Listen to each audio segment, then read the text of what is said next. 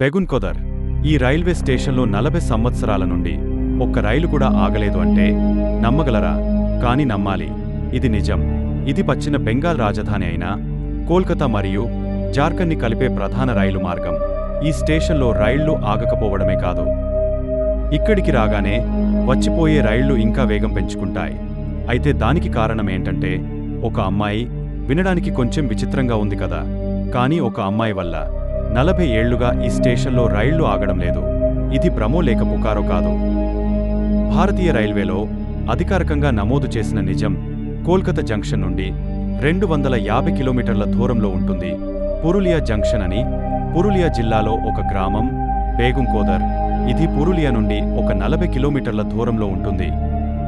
ఈ స్టేషన్ చాలా చిన్నది. ఇది 1962లో ప్రారంభించారు.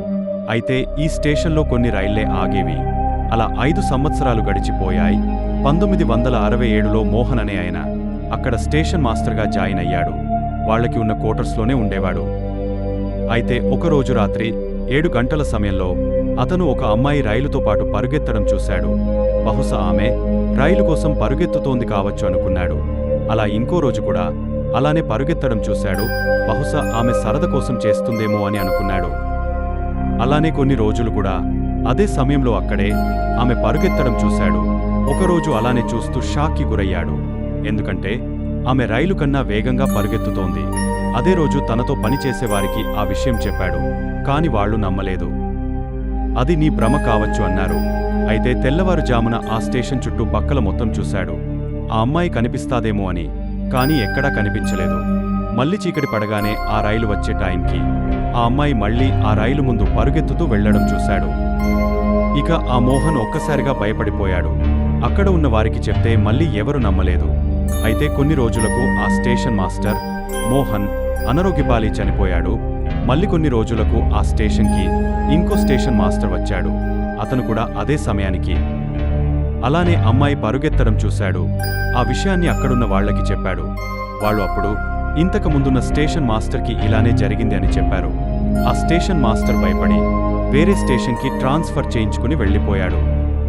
తరువాత ఇంకో స్టేషన్ మాస్టర్ కూడా వస్తే అతనికి కూడా అలానే జరగడంతో అతను కూడా నాకు వేరే స్టేషన్కి ట్రాన్స్ఫర్ కావాలని చెప్పి వెళ్లిపోతాడు. అలా వచ్చిన వాళ్లందరూ అలానే భయపడి వెళ్లిపోయారు. కొన్ని రోజులకు చుట్టుపక్కలున్న గ్రామాలకు అందరికీ పుకారుల తెలియడంతో అందరూ భయపడి ఇక్కడ ఏదో దయ్యం తిరుగుతుంది అని నమ్మడం మొదలెట్టారు. ఇలా ఆ అమ్మాయి దయ్యామే అని నమ్మి ఆ స్టేషన్కి రావడమే మానేశారు. అలా అక్కడ పనిచేసేవారు కూడా అందరూ బదిలీ మీద వెళ్లిపోయారు. రాత్రి అయితే ఎవ్వరు కూడా ఆ స్టేషన్ వైపు వచ్చేవాళ్లు కాదు. ఆ చుట్టుపక్కన వాళ్లు కూడా అక్కడ ఒక అమ్మాయి పరిగెత్తాడం మేము కూడా చూసామని చెప్పుకునేవాళ్లు. అది అలా అక్కడి రైల్వే కేంద్రానికి చేరినప్పుడు అక్కడికి వేరే ఉద్యోగుల్ని పంపించడానికి ట్రై చేశారు. కానీ ఎవ్వరు కూడా వెళ్లడానికి ఇష్టపడలేదు. అయినా కూడా ఆ స్టేషన్లో రైళ్లు వస్తూ వెళ్తూ ఉండేవి. అయితే ప్రయాణికులు దిగడం కానీ ఎక్కడము కానీ చేసేవాళ్లు కాదు. ట్రైన్ ఆగడం మాట పక్కన పెడితే స్టేషన్ సమీపించగానే ఇంకా ఎక్కువ వేగంతో ట్రైన్ పరుగులు తీసేది. స్టేషన్ 5-6 కిలోమీటర్ల దూరం ఉంది అనగానే డ్రైవర్ వేగం పెంచేవాడు. స్టేషన్ వైపు ఎవరు చూసేవారు కాదు. సాధారణంగా డోర్ దగ్గర నిల్చుని ప్రయాణం చేసేవారు కూడా. లోపలికి వెళ్లిపోయేవారు. ఈ విషయాన్ని గురించి బేగున్కోదర్ గ్రామంలో ఏ వ్యక్తిని అడిగినా ఒకటే సమాధానం వస్తుంది. ట్రైన్ రాగానే దాని వెంట ఒక అమ్మాయి పరిగెడుతూ వస్తుంది. అయితే ఈ విషయం గురించి కోల్కతా రైల్వే స్టేషన్ కూడా వారి పర్యాటక జాబితాలో చేర్చి అక్కడికి వచ్చే టూరిస్టులకి చూపించాలి అనుకున్నారు. అలా పగటిపుట వెళ్లి చూపించేవారు. ఉన్నవి లేనివి కలిపి చెబుతూ ఉండేవారు. చాలా కాలం గడుస్తోంది. అలా 35-40 సంవత్సరాలు గడిచిపోయాయి. మీడియాలో కూడా దీని గురించిన కథనాలు వెలువడ్డాయి. అలా మీడియా ద్వారా దేశమంతటా ఈ విషయం తెలిసింది. ఈ విషయం పారానార్మల్ పరిశోధకుల సొసైటీకి తెలిసింది. వాళ్ళు అసలు దయ్యాలు ఉన్నాయా లేవా ఇలాంటి విషయాల గురించి తెలుసుకునే ప్రయత్నం చేసేవాళ్లు ఈ రైల్వే స్టేషన్కు వెళ్లి రాత్రంతా అక్కడే ఉండి అసలు నిజం కనుక్కోవాలి అనుకున్నారు.